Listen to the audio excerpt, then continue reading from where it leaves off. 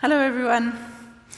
The presidential employment stimulus was set up in South Africa in the context of the pandemic as part of South Africa's economic response to the crisis of unemployment that was exacerbated by the pandemic, but was in fact a pre-existing crisis as well. We have unemployment levels, very high unemployment levels, 55% youth unemployment. So it's a really critical issue for our society. And yes, since the employment stimulus was established in October 2020, we have delivered over 1.2 million jobs and livelihood opportunities, publicly funded jobs and livelihood opportunities. Those are big numbers, but I think what's important here are some of the big ideas that underlie both the scale but also the quality of social outcomes of these programs.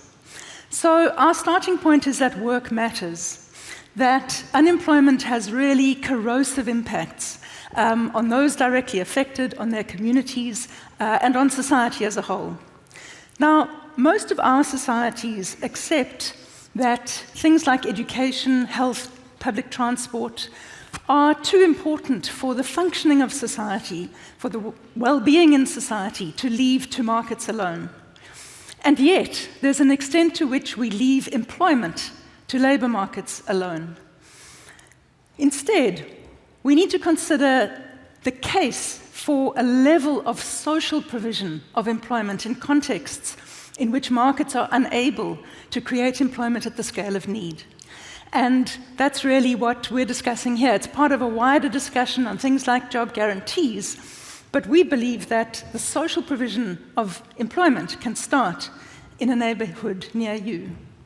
And this is part of a process of unlocking the social value of labor.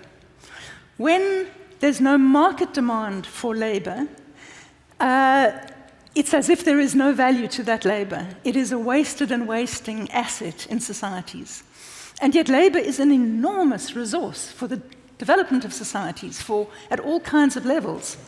Even where labor has no market value, it has social value, and it can create all kinds of societal value, including environmental value and economic value too. So the issue is that we need instruments that can unlock the social value of labor. So what kinds of instruments can do that? The presidential employment stimulus has some examples. So our biggest program places school assistants in schools. 250,000 young people have been placed as school assistants in schools. It's a high-quality work experience. Often it's a one-to-one mentorship relationship with teachers. And the amazing thing about this program is its spatial distribution. Every single community has a school. And so every single community in our society has jobs in this program. It's a remarkable mechanism for outreach. On the graph, what you see is incredible levels of social support for the program. So in the poorest schools, a 97% approval rating from principals. This is such an easy program to do. It can be done anywhere. Its strength is its simplicity. We had placed 300,000 young people in schools within just 6 weeks of the announcement of the program. Schools have to opt in. They get to decide the tasks. They get to recruit locally within a framework of standards and quality assurance and support that is provided to the schools. So there's local control from the bottom, supported from the center. This can work in any society in the world. The second program I want to talk about, these are just 2 of 15 programs, but the second program I want to talk about is the Social Employment Program. This is a fund that was set up to support what we call social employment. And I think the quote from the president expresses it best. He says, "We're working on the premise that there's no shortage of work to be done to address the many social problems in our society. The aim is to support the considerable creativity, initiative, and institutional capabilities that exist in the wider society to engage people in work that serves the common good." The essential point here is unemployment is exacerbating and creating social challenges. How can we use social employment as a circuit breaker to turn that vicious cycle into a virtuous one, where we employ people to address the social challenges that are having corrosive effects in communities? And we do that in this fund by partnering and supporting the many hero organizations on the ground who are already working in communities, who are already doing work for the common good. Support them to amplify their efforts and in the process create employment. Let's look at an example. This is the Sisterhood Advocates. They wear pink bibs and they're called the Pinkies in the 150 communities in which they operate. They are paralegals who have been trained to provide support to victims of gender-based violence. The quote here, before this program, they were processing 391 cases a month. With this program, they can process 6,000 cases a month. This process is supporting initiative from below, recognizing it as work, making it sustainable as employment, and enabling it to scale. This example, the young man in the picture, is Lita Samson. During the pandemic, he started a library, a reading club for kids with one book sitting on the pavement. Now, this has been supported to a network of yellow bicycles with baskets of books that provide reading clubs in informal settlements all around the area where he lives. This is an example of converting volunteer work into employment for unemployed young people. And yes, volunteer work is important, but often it's hard to sustain. And particularly in poor neighborhoods, this is an instrument that can support wider community development initiatives. Let's talk about the holy grail of scale. In order to have systemic impacts, we need to get to scale. The Social Employment Fund does that using a hub-and-spoke model.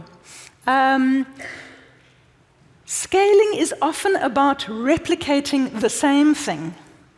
What we try to do here is create a mechanism that could enable diverse forms of initiative from below. So we're enabling scale that supports initiative from below rather than simply replicating models that have been tested. Partly how we did it was one of the criteria for the fund. One of the criteria for the fund was that implementing partners had to employ at least 1,000 people in order to participate. Many said, that can't be done, it's impossible. I like to use this quote from Nelson Mandela in a very different context and a much bigger societal challenge that says, it always seems impossible until it's done. What happened was that in order to reach the minimum threshold of 1,000 participants per organization, organizations had to partner, and partner they did. Some of them have partnered with as many as 100 local grassroots community organizations in order to reach the threshold of 1,000 participants. Let's look quickly, and it is short, at what this looks like in practice.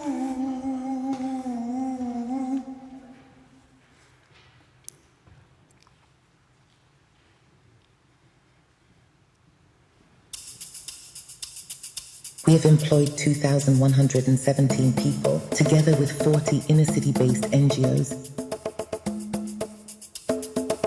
We've cleaned 1,505 public spaces.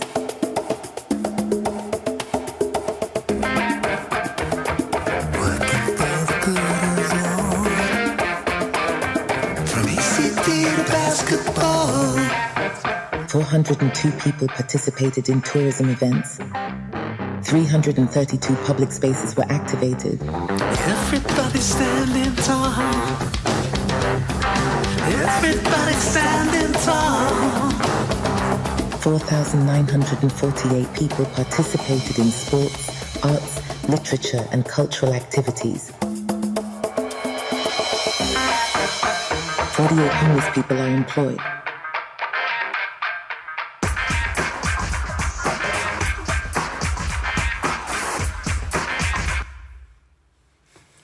Participation in work can be transformative. So, how can you, in your context, use these approaches? How can you use this in relation to placemaking, in relation to community development, the climate agenda, dealing with the refugee crisis. What instruments can you use to unlock the social value of labor, this powerful resource that is left unutilized in so many of our contexts? Thank you.